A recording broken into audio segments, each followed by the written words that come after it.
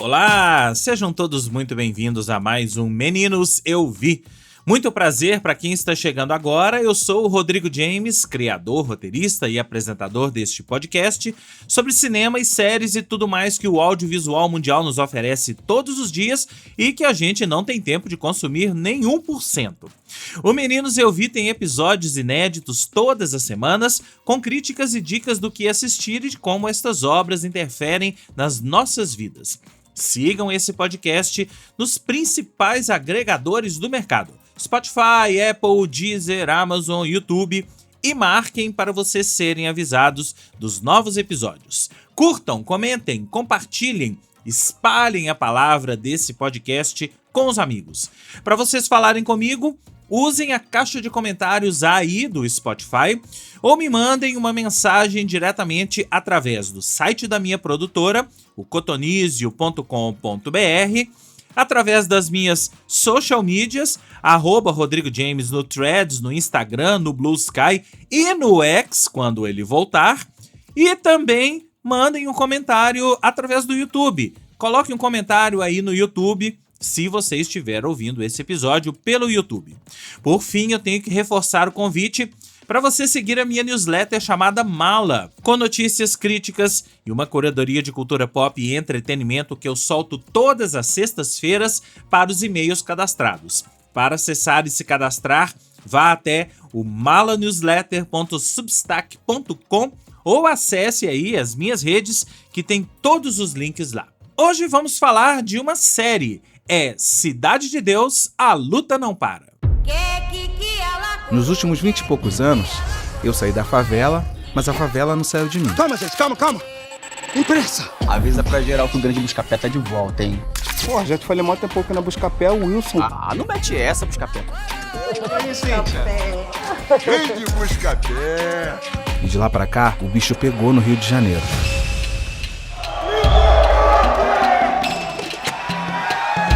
Como é que você me solta aí e não me fala nada? Eu só quero a minha boca de volta. Que papo torto é esse? A boca é minha. É guerra que o Curió quer? É guerra que ele vai ter. É agora. Hoje eu queria começar dando crédito para um colega que foi até vendo, eu não cheguei a assistir o vídeo, mas vendo a capa e o título, me instigou a assistir essa série de Cidade de Deus, A Luta Não Para. É o PH Santos. E se você não conhece o canal do PH Santos, eu te recomendo muito, porque ele vai muito além da crítica, usa conceitos de filosofia em determinados momentos para poder falar de filmes, de séries, mas por um outro viés. Recomendo muito, procure o PH Santos aí no YouTube. E o PH Santos passou pela minha timeline o vídeo que ele fez das primeiras impressões da série Cidade de Deus, logo quando o primeiro episódio foi exibido. O título do vídeo é Cidade de Deus, série. Não precisava, mas... E esse foi exatamente o meu sentimento quando eu não só fiquei sabendo que iam fazer uma série Cidade de Deus, mas quando eu resolvi assistir. É uma daquelas séries que a gente não precisava. Você aí, tenho certeza, que nunca pensou numa continuação de Cidade de Deus, o filme, nunca pensou numa série derivada de Cidade de Deus, mas já que nos ofereceram, por que não assistir, não é? Ainda mais que é uma grande produção da O2, tem produção, claro, do Fernando Meirelles, Andréa Barata Ribeiro, direção do Ali Muritiba, que é um craque. Se você não conhece os filmes do Ali Muritiba, procure aí, em especial o que eu gosto muito, que é o Deserto Particular, e que trouxe de volta vários personagens, vários atores do filme Cidade de Deus original, em especial o Alexandre Rodrigues, né, o narrador de Cidade de Deus, que é o Buscapé, que eu descobri que em inglês chama Firecracker, e trouxe outras pessoas também, o Edson Oliveira, a Roberta Rodrigues, o próprio Thiago Martins, que é o Braddock agora aqui, e também tá lá no Cidade de Deus 1. Enfim, esse é um grande acerto da série. Você não poderia fazer uma série de Cidade de Deus sem trazer alguns daqueles personagens, alguns daqueles atores e recolocá-los naquele cenário. A opção por fazer 20 anos depois também acho que foi muito acertada, porque todo mundo tem um distanciamento já de Cidade de Deus, todo mundo já viu, já é um dos maiores clássicos do cinema brasileiro, todo mundo já tem uma opinião formada sobre ele. Você já viu, você já reassistiu, ele já está no nosso imaginário, então eu acho que é preciso um certo distanciamento até para você criar uma nova história desse universo e fazê-la funcionar. E é exatamente isso que acontece aqui em Cidade de Deus, A Luta Não Para. A série é novamente narrada em off pelo Firecracker, ou pelo Buscapé, que agora é um homem de mais de 40 anos, fotógrafo profissional, estabelecido na profissão. E em paralelo a isso, a gente vê o Thiago Martins, o personagem dele, o Braddock, que está saindo da prisão, tirado ali da prisão por uma nova personagem, que é a Jerusa, personagem da Andréa Horta, e vai de encontro a um novo personagem também, que é o personagem do Marcos Palmeira, o Curió, que é o chefe do tráfico, digamos assim, e o todo-poderoso da Cidade de Deus nos dias de hoje. E o Braddock é ele é um afilhado do Curió, e volta até a família, mas rapidamente entra num embate com ele por pontos de tráfico, por outras questões, e a gente vê que é em função disso que vai se dar a nova temporada, que vai se dar a história dessa temporada do Cidade de Deus, A Luta Não Para. E o que temos na sequência, eu não vou entrar muito em detalhes aqui, porque eu não vou fazer um vídeo com spoilers, é uma história que é ambientada na mesma Cidade de Deus, que tem, claro, uma batalha por pontos de tráfico, tem muitas cenas de batalha, de tiros, de guerra e tudo mais, envolvendo outras questões, envolvendo outros personagens, e que tem algumas outras pontas, algumas outras histórias em paralelo rodando, como, por exemplo, a história do Barbantinho, que é o personagem do Edson Oliveira, que é um líder, agora ele é um líder comunitário, não sei se vocês se lembram, era o melhor amigo do Buscapé, os dois andavam juntos, lá no filme Cidade de Deus. Agora ele é um líder comunitário, todo mundo respeita ele, todo mundo quer uma espécie de bênção dele, precisa de uma bênção dele para entrar ali na Cidade de Deus, ele é totalmente do bem. E a gente tem também, em paralelo, a história da Berenice, que é a personagem da Roberta Rodrigues, que tem um marido que acaba entrando na guerra, e por aí vai. Todos esses personagens são trazidos de volta, a gente tem uma outra história completamente diferente, que tem alguns ecos até no passado, tem alguns dramas do passado que são trazidos para os tempos de hoje, vale dizer que essa série se passa 20 anos depois dos acontecimentos do filme, e tudo isso é construído com muita maestria, com muito cuidado, com uma produção espetacular da O2, que é uma craque, é uma produtora craque, eles não iam deixar isso barato. É claro que fazer uma série na O2 tendo a marca Cidade de Deus, é óbvio que eles não iam deixar por menos. É claro que ia ser uma produção espetacular, trouxeram o Ali Muritiba para poder fazer a direção desses episódios, fazer a direção dessa série, e então, sobre a parte técnica, sobre a parte de produção, não tem nada a se falar, porque é das coisas mais impecáveis que a gente tem aqui no Brasil. Mas então, por que é que eu estou com essa interrogaçãozinha aqui na minha cabeça? Porque tinha alguma coisa, porque eu já assisti a primeira temporada toda, tem alguma coisa nessa série que não ornou.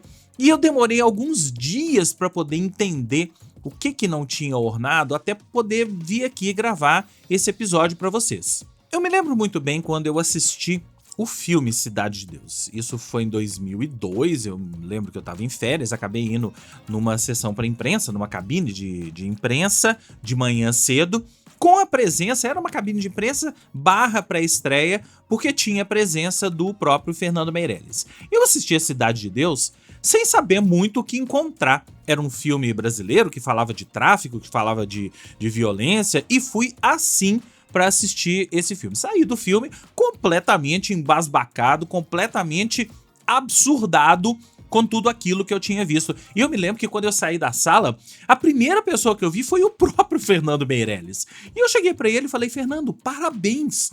Eu não esperava o que encontrar, disse isso tudo pra ele, Fernando Meirelles, não esperava o que encontrar.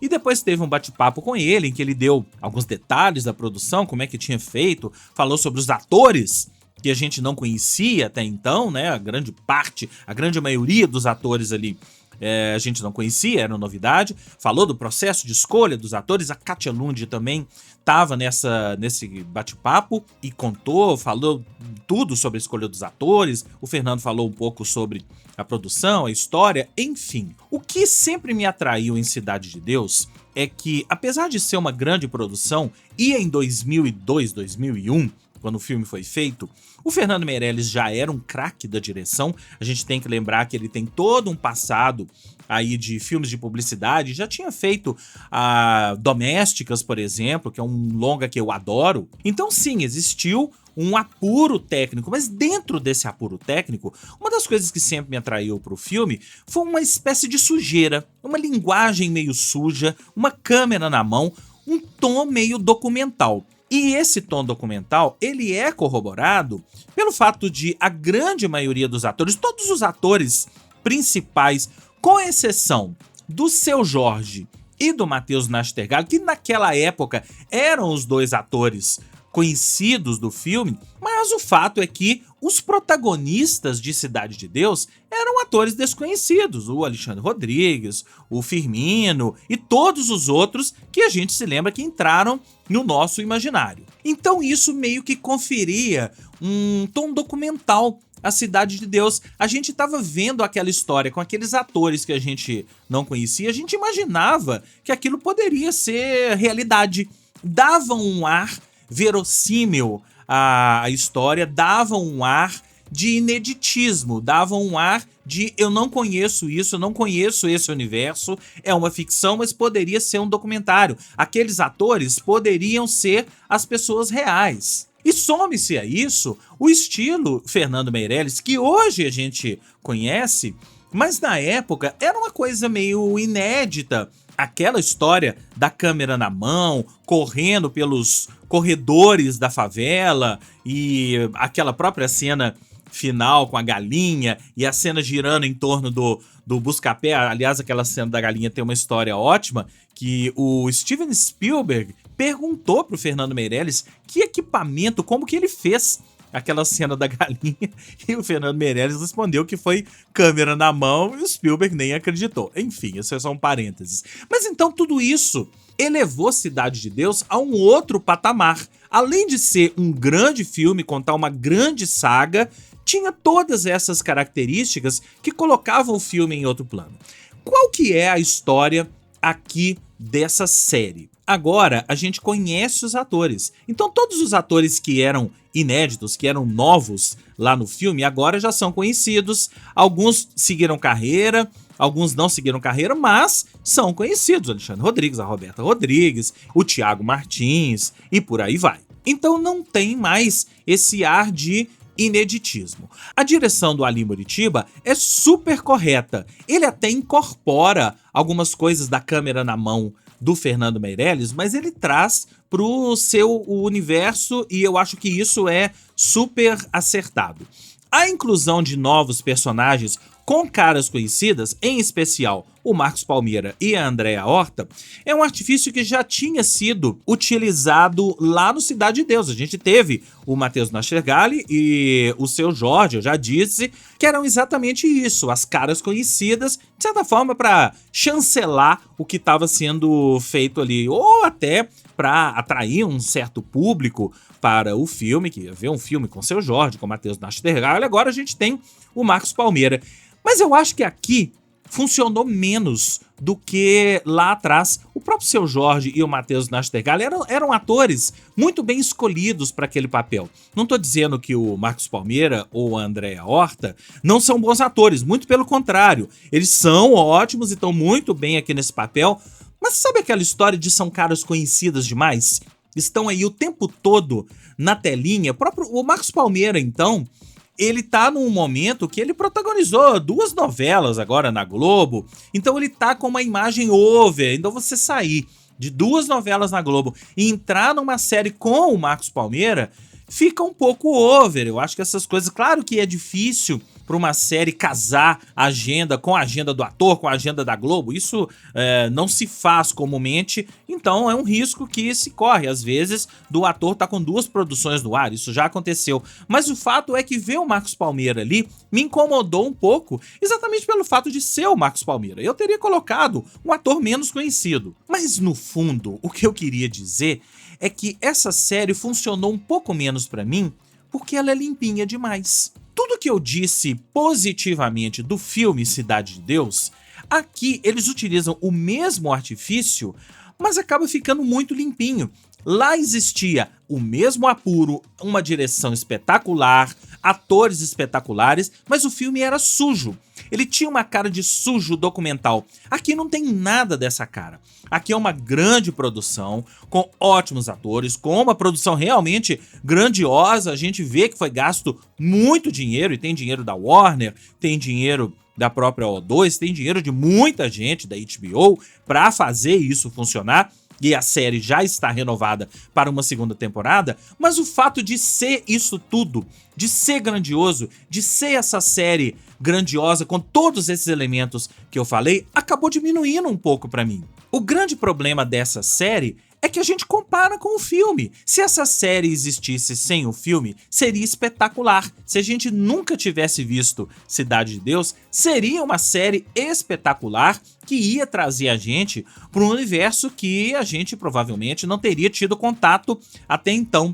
Mas o fato da gente comparar, e é óbvia a comparação, e a gente não tem como não comparar com o filme, até porque os personagens estão remetendo, eles querem que a gente compare com o filme. Tem flashbacks. Na própria abertura da série, a gente vê o personagem hoje e a gente vê ele lá atrás no filme Cidade de Deus. Dentro da série, tem flashbacks, tem cenas de Cidade de Deus, pra gente lembrar quem é aquele personagem, por que aquilo aconteceu, enfim. A intenção é clara de ser uma continuação e trazer a gente para esse universo. Mas o fato de trazer para esse universo, o universo de um clássico, para mim diminuiu um pouco. Eu não tô aqui dizendo, veja bem, eu não tô aqui dizendo que Cidade de Deus, A Luta Não Para é uma série ruim, porque eu gostei, assisti todos os episódios, ficava esperando o que vai acontecer no próximo episódio, o que vai acontecer na próxima semana,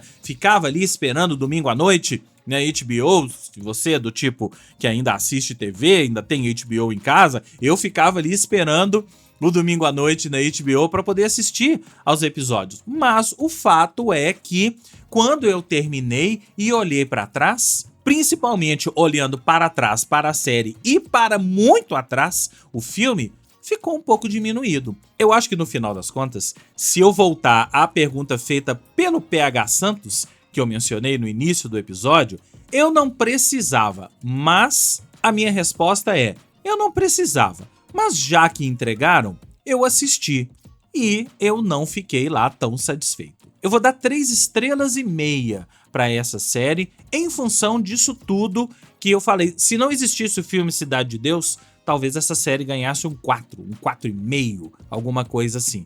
É isso, agora eu quero saber o que você achou. Me mande aí quais as suas impressões de Cidade de Deus, A Luta Não Para, e a gente vai conversando ao longo das próximas semanas. Você já sabe como falar comigo, é só me mandar uma mensagem através da caixa de comentários aí do Spotify, através das minhas social medias, @Rodrigo James no Blue Sky, no Threads, no Instagram e no X, se ele já tiver voltado quando você estiver ouvindo esse episódio. Você pode também me mandar uma mensagem através do site da minha produtora, o cotonizio.com.br, cotonizio com C e S. E, finalmente, pode colocar um comentário aí no YouTube, caso você esteja ouvindo esse episódio pelo YouTube. O Meninos Eu Vi fica por aqui e eu volto na semana que vem com mais críticas e dicas do que assistir. Um grande abraço e até lá!